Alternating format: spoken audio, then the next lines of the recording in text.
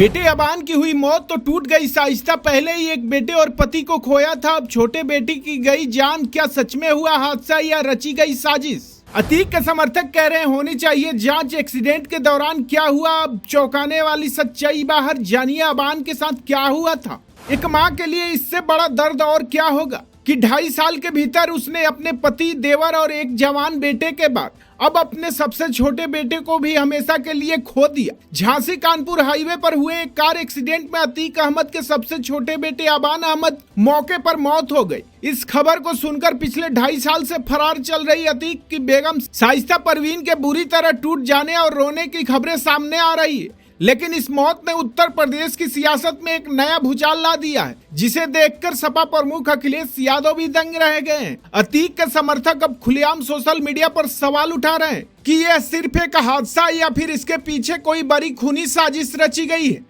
आखिर उस सुबह एक्सीडेंट के दौरान असल में क्या हुआ था और क्या है इसका चौंकाने वाला सच, चलिए आपको बताते हैं। अतीक अहमद के इस बचे खुचे परिवार में इस वक्त क्या माहौल है? सूत्रों और करीबियों के हवाले से खबर आ रही है कि जैसे ही अपने सबसे छोटे और लाडली बेटे अबान अहमद की मौत की खबर शाइस्ता परवीन तक पहुंची, वो पूरी तरह से सुध-बुध खो गई थी। साल 2023 में पहले बेटे असद का इनकाउंटर हुआ, फिर पति अतीक और देवर अशरफ की हत्या हुई और अब सबसे छोटा बेटा दुनिया से चला गया। इस भयंकर वज्रपात ने शाइस्ता की फरारी के हौसले को भी तोड़ दिया है। बताया जा रहा है कि अपने जिगर के टुकड़े को आखिरी बार देखने के लिए शाइस्ता परवीन इस वक्त तड़प रही हैं और इसी मातम के चलते वो कभी भी पुलिस के सामने सरेंडर कर सकती हैं। अब बात करते हैं उस बड़े सियासी और सामाजिक विवाद की जिसने सोशल मीडिया पर आग लगा रखी है। अतीक अहमद के समर्थकों का साफ कहना है कि अतीक के परिवार के साथ जो कुछ भी हो रहा है वो सिर्फ संयोग नहीं हो सकता। समर्थक सवाल उठा रहे हैं कि अतीक के तीसरे बेटे असद का अंत भी झांसी में हुआ था और आज सबसे छोटे बेटे अबान की मौत की लोकेशन भी झांसी का हाईवे क्यों बनी? समर्थकों का आरोप है कि अतीक के दुश्मनों ने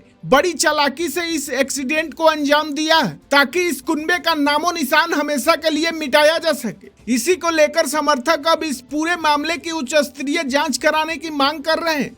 हालांकि पुलिस की ऑन स्पॉट जांच की बात करें तो एक्सीडेंट की जो असली सच्चाई सामने आई है वो बेहद चौंकाने वाली है। पुलिस के मुताबिक अबान अहमद अपने दोस्तों के साथ झांसी जेल में बंद अपने भाई अली अहमद से मिलने जा रहा था। सुबह के वक्त कार की रफ्तार बेहद तेज थी।